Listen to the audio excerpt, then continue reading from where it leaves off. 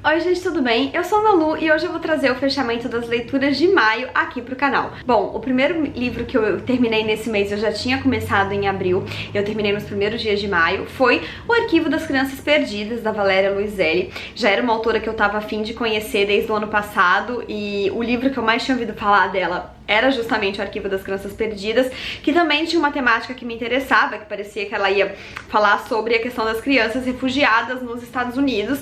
E eu peguei o livro pra ler no Kindle sem ter pesquisado muito sobre ele antes, ou até visto quantas páginas ele tinha. Então a primeira surpresa pra mim foi que ele era muito maior do que eu pensava. Sabe aquela sensação no Kindle de que você lê e a porcentagem não passa?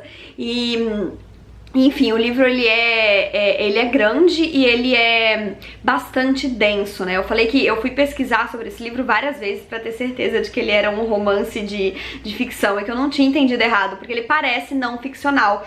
Porque aqui a gente tem uma história narrada em primeira pessoa por uma mulher que tá atravessando os Estados Unidos de carro com a família por conta do trabalho do marido dela. E eles estão, na verdade, atravessando uma fase muito complicada da vida deles, porque o casamento não tá indo bem e os dois não estão querendo muito lidar com isso, né? Na verdade, eles se conheceram quando eles estavam fazendo um projeto de trabalho juntos. Depois que esse projeto acabou, cada um vai dar asas aos seus novos projetos, que são muito, como eu posso dizer, incompatíveis, porque o dele precisa ser ali do outro lado dos Estados Unidos, pra onde eles estão indo, e o dela precisa ser onde ela estava.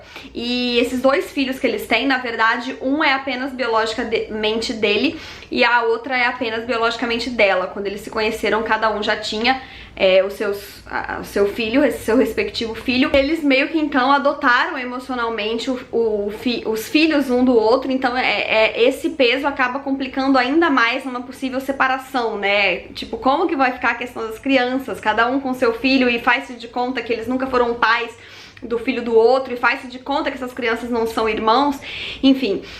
Só que o livro, como eu falei, ele parece um grande ensaio de não ficção, ele é muito denso. Eu acredito que a gente tem uma falha de construção de personagem aí, na minha opinião, porque a personagem não se tornou real pra mim, porque pra mim ela é uma pessoa com toda a bagagem da autora, que tá vivendo uma situação que a autora não viveu, porque ela faz muitas análises psicanalíticas, literárias, cita muitas outras obras de outras pessoas, e não tem como, essa bagagem é da escritora. E aí eu acho que por conta de não ser uma personagem que se apresenta com um nome, alguma coisa assim, acabou ficando frágil pra mim essa construção, e aí eu pensava cada vez mais que o livro era um grande ensaio da autora com uma história fictícia no meio. Mas enfim, é um livro interessante, que eu demorei pra ler, que foi bastante pesado pra mim, mas que eu acho que eu não deixo de recomendar.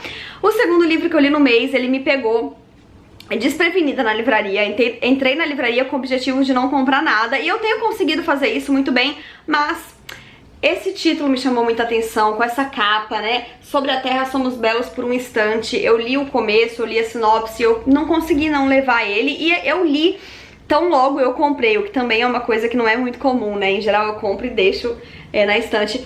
Mas, enfim, o Ocean Vuong, ele é um escritor americano de origem vietnamita, e eu não conhecia ele, mas aparentemente ele é um expoente na poesia, e esse é o seu primeiro romance, e ele é um romance, eu tenho quase certeza que ele é de autoficção, porque aqui a gente também tem um personagem americano de origem vietnamita, e que vai contar um pouco da sua história, da história da sua família,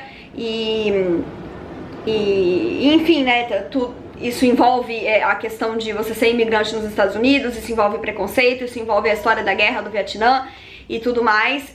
Eu esperava mais do livro. Ele tem uma linguagem poética, que foi o que mais me chamou a atenção no início, mas eu não gostei tanto da história em si, talvez. Eu acho que ele acaba falhando em algumas coisas. O livro se promete ser uma carta pra mãe dele, só que tem vezes eu acho que ele esquece que ele tá escrevendo uma carta e vira uma terceira pessoa comum, sabe assim? Queria muito ter gostado mais desse livro, queria ter me apaixonado muito por ele, não foi o que aconteceu, mas ainda assim ele é um livro bem bacana, que traz uma história que eu praticamente, né, desconhecia, que é a questão da guerra do Vietnã e, enfim, imigrantes nos Estados Unidos e tal, e gostei, mas queria ter amado.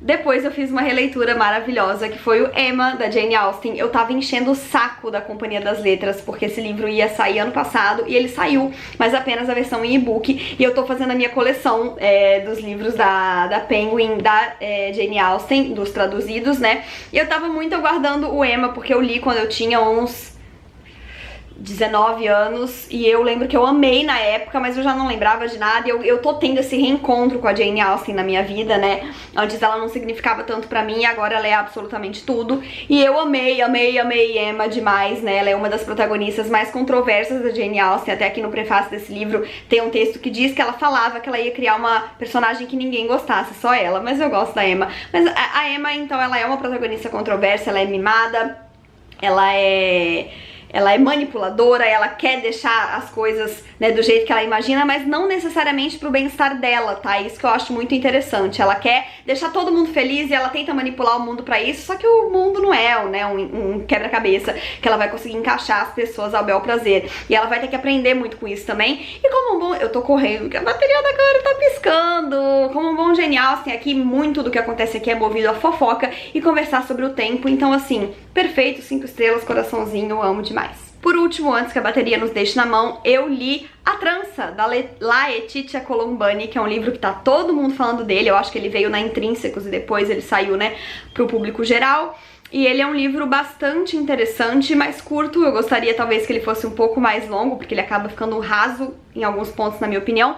Mas é um livro que traz 3 personagens muito diferentes entre si, com vidas completamente diferentes e até... que moram em países diferentes, né? Então a gente tem a Sarah, que mora no Canadá, uma advogada workaholic. A gente tem a Smita, que é uma indiana, Dalit. E a gente tem a Julia, que é uma italiana, que trabalha num ateliê de perucas de cabelo natural, que era uma tradição siciliana, né? Ela mora na Sicília e que a família dela tem há gerações. E só que no momento elas estão passando por uns problemas, porque...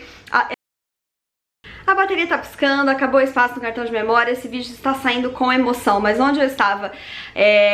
Julia, né, a tradição dos ateliês de peruca na Itália que está morrendo porque as pessoas pararam de vender e doar seus cabelos. E a gente tem então a história dessas 3 personagens que eu não posso falar como que elas se cruzam, porque eu acho que esse é o ponto alto do livro. Me arrepiei, assim, quando eu entendi onde que essas histórias iam se cruzar, de 3 pessoas tão distintas, vivendo em lugares tão distintos no mundo. E o que eu queria, na verdade, mais da história de cada uma delas, porque elas têm questões muito políticas e sociais envolvidas na história de cada uma, principalmente da Sarah e da Smita, que eu gostaria de ler mais aprofundadamente, sabe? Mas não era a intenção da autora. Ele é um livro de 200 e poucas páginas que cumpre a sua função e entrelaça essas vidas inusitadas de uma maneira muito emocionante que mexeu bastante comigo. E esse livro tá sendo adaptado para o cinema, aparentemente, então já estou bastante curiosa para assistir o filme. E então é isso, gente. Falo mais sobre cada um desses livros quando sair a resenha de cada um deles. Espero que vocês tenham gostado desse vídeo. Não esqueçam de se inscrever no canal se ainda não forem inscritos, deixarem um joinha se curtiram, porque isso ajuda muito o canal a crescer. Um beijo e até a próxima. Tchau!